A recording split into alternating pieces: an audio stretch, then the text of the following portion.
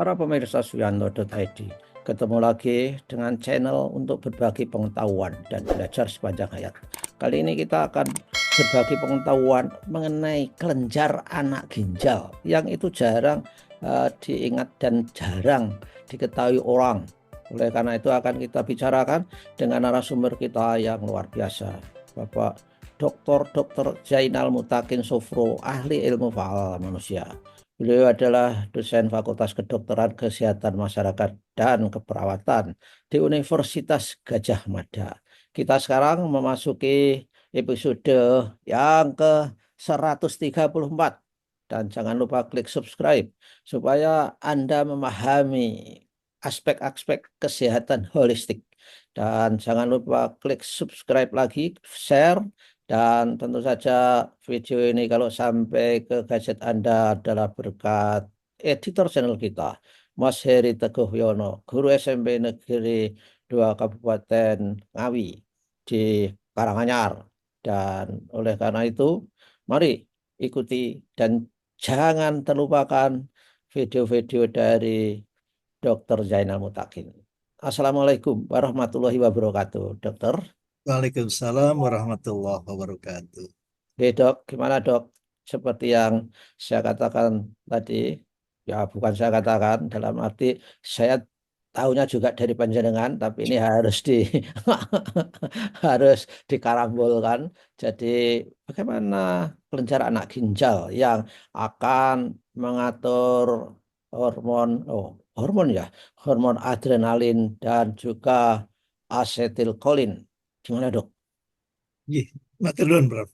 Jadi betul, ginjal itu sebetulnya yang banyak kita kenal ketika ginjal sedang mengalami gangguan, misalnya batu ginjal, radang ginjal, ya, ataupun ya minta maaf orang kalau digelitik itu malah jadi ginjal-ginjal, Prof. Ginjal. Dan sebetulnya di atas organ ginjal itu ada kelenjar, Prof. Nggih. Bisa mengeluarkan getah, ya, dan itu dinamakan kelenjar anak ginjal ataupun adrenal gland. Ad Adrenal itu, gland. Oke. ad itu tambahan, Prof. Nggih. Ren itu adalah ginjal, kemudian gland itu adalah kelenjar. Ginjal. Dan yang paling menarik, Prof, walaupun bendanya itu tidak sebesar ginjal, Prof, tapi itu menentukan sekali performance individu loh, Prof. Oh, ya, ya. Bahkan di negara Eropa itu, Prof, kami pernah diajak mengikuti penelitian, Prof. Itu produk dari kelenjar anak ginjal itu dikaji, ya. Karena kelenjar anak ginjal itu dibagi dua bagian, Prof. Ya. Ada yang bagian luar, ada yang bagian dalam. Nah, yang bagian dalam itulah yang nantinya mengeluarkan hormon adrenalin dan noradrenalin. Oke. Jadi ini menarik ini, Prof. Tidak hanya adrenalin loh, Prof. Ya. Juga noradrenalin. Oke. Adrenalin nanti yang banyak berhubungan dengan suplai gula, ya, ketika kita berolahraga mendadak, dan Hmm. juga meningkatkan detak jantung, Prof. Hmm. Juga tekanan darah, bahkan, Prof, itu eh, menjadikan kadar asam lemak bebas itu Hmm. berhamburan, itu yang namanya free fatty acid. Ya. Kemudian yang bagian luarnya, Prof, ya, bagian luarnya itu yang dinamakan korteks, Prof. Ya. Kortek juga, dok. Korteks juga, korteks itu kan artinya bagian luar. Otak Oh, juga gitu. punya korteks, Prof. Ya, Ya. saya kira di otak saja. Bukan. Dan itu nanti, Prof, yang bertanggung jawab terhadap stres, Prof. Oh, Ya, orang kalau stres ini korteksnya itu mengeluarkan apa yang kita namakan, saya kira Prof kok sudah person ya, namanya kortisol, Prof. oh, kortisol ya. Ya, kortisol itu yang menghasilkan adalah kelenjar anak ginjal yang bagian luar.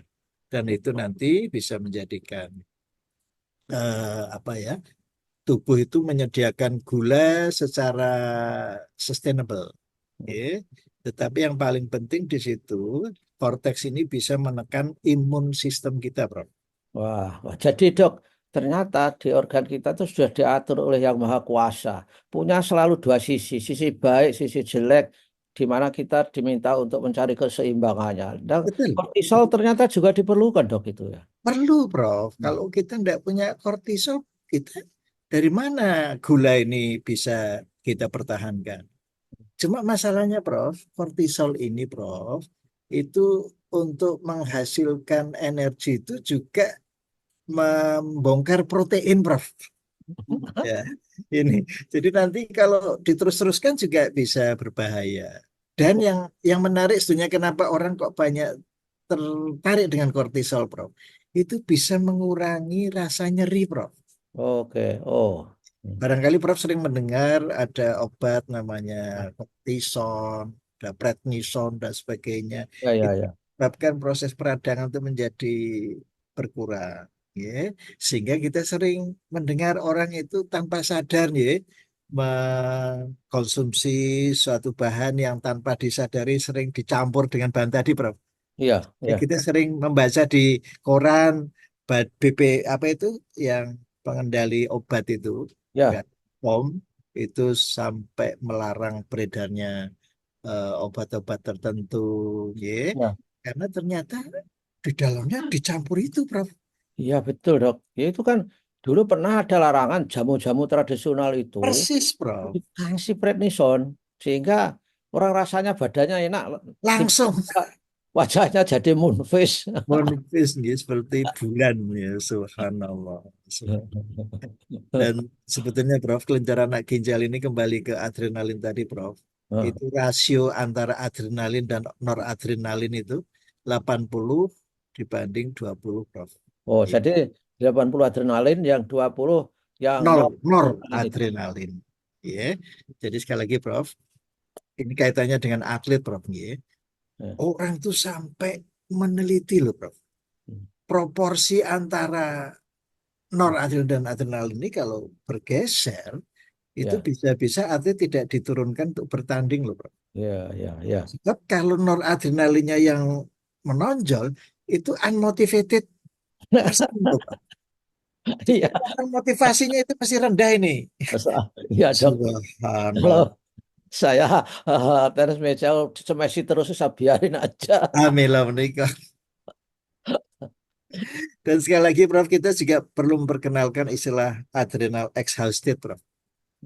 Oke. Jadi karena kita boros adrenalin, lama-lama terus produksinya berkurang.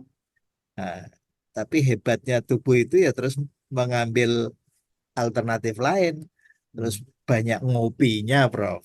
Nah, itu memacu adrenalin tumbuh lagi, Dok, itu.